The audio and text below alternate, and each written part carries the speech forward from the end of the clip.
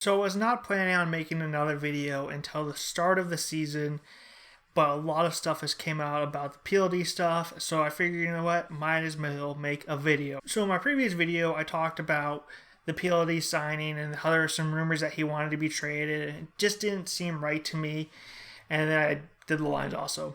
And then a couple days later, camp starts, and we find out they ask him a question about it, and he doesn't say yes, they're true, or no, they're not. He kind of plays it in the middle of, I'm not going to let it be a distraction. Negotiations were private. He never outright said yes, he wants to be out, but he never said he wants to stay. Now, this whole situation, to me, feels different than the Bob and Panarin situation. I see a lot of stuff from outside fans and media and just stuff in general of people comparing this to how Columbus can't keep any of their players, kind of like how they couldn't keep Bob or Panarin. It just feels different. Panarin, it was clear that he wanted out of Columbus. He just didn't want to live in Ohio anymore. There's nothing the Blue Jackets organization can do about that. And with Bob, the organization went, we have Korpi, Elvis, Vivulainen, Taraslov, 4 goalie prospects that are coming up in the next couple of years. We can't give you 8 years. And that made Bob unhappy, and then he left. Even comparing it to like Duchesne, he wanted to go to Nashville to be country music. It was obvious for a while he was going to Nashville. But with this situation, for the longest time, PLD has been, I want to be in Columbus, I want guys that want to be Blue Jackets. It was like this for years. And then all of a sudden, in the past month, it went from everything Columbus to things have magically changed.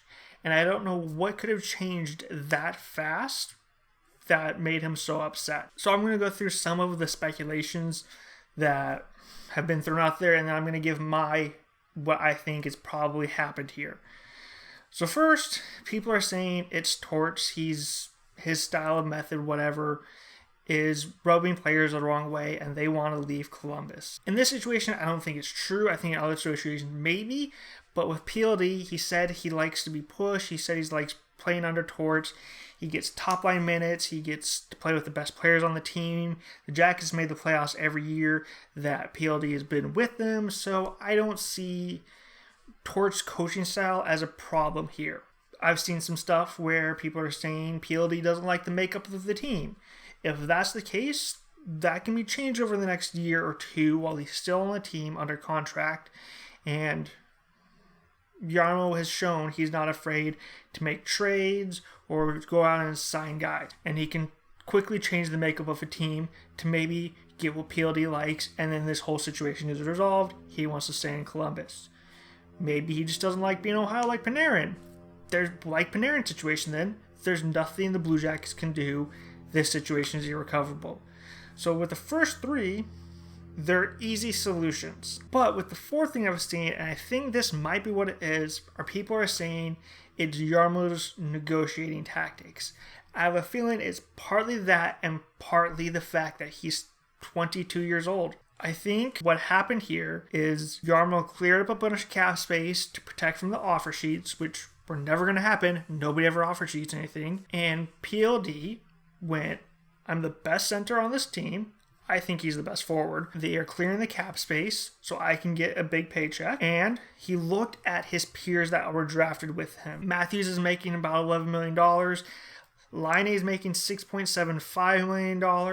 Kachuk, who plays a very similar style to PLD, makes $7 million. And he was drafted after PLD. And I think PLD might have looked around the league and talked to his agent a little bit and went, why am I only getting 5? I also think there might be a miscommunication. There's not a lot of talking face-to-face because of the whole COVID situation. There's also going to be a flat cap for the next couple of years. So Jarmo has to watch which money he's going where because he has to plan a couple of years in advance. And I think the trade request may have originally started out as a negotiating tactic to get things moving and try and get more money for PLD. I think, though, with that situation, it may have spiraled out of control because PLD is French-Canadian, and the second a French-Canadian requests a trade, the Montreal fan base and media jump on it and it blows it so far up. And even watching the PLD interview, he has to kind of skirt the line between I requested the trade and I don't want to be here, and I didn't request a trade and I do want to be here. It was very in the middle. He wants to be the teammate, so he was trying to keep it private. I think with all of those things coming together, it just created this perfect storm, and it is blown up, and now everybody's jumping on this train. They're coming up with trade ideas on how to get PLD.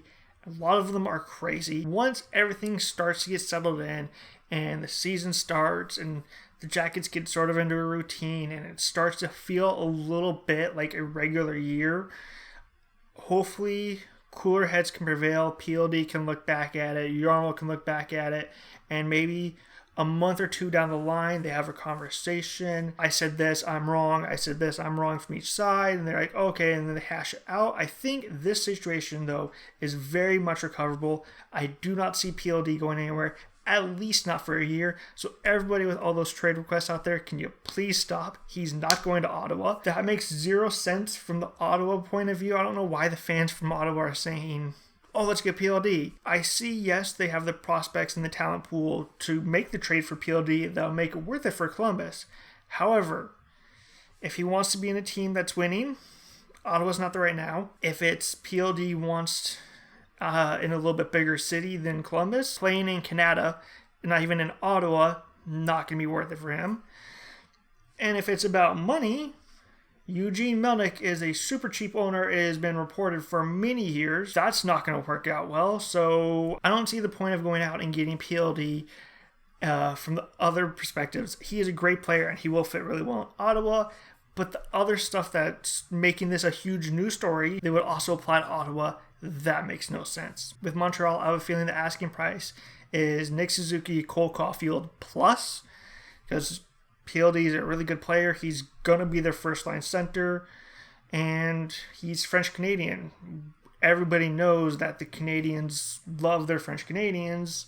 You're going to have to overpay for him. I've looked at the Boston side. I don't see anything on Boston that would make sense for them to give the Jackets, but the Jackets would be willing to accept for PLD. That makes zero sense. But I have a feeling, though, if the right offer comes along, Jarmo will accept it. He is a very smart GM in that respect, so if a trade is made, it is going to be a win for the Jackets. But I don't see a trade happening. I see PLD on the team for at least this year, most likely all 4 years of his RFA, even longer. But I just want to make this quick video to give a perspective that's not really out there of somebody who's a fan of the Blue Jackets, who's gone through the situation with Bob and Panarin and to Shane. A lot of people are just lumping those situations with the PLD situation, going, look, Columbus can't keep anybody.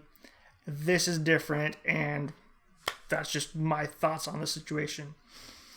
So, thank you very much for watching this video. Click like and subscribe, all that fun stuff, and hopefully nothing crazy happens, and I will see you next time when we start game number 1 of the regular season.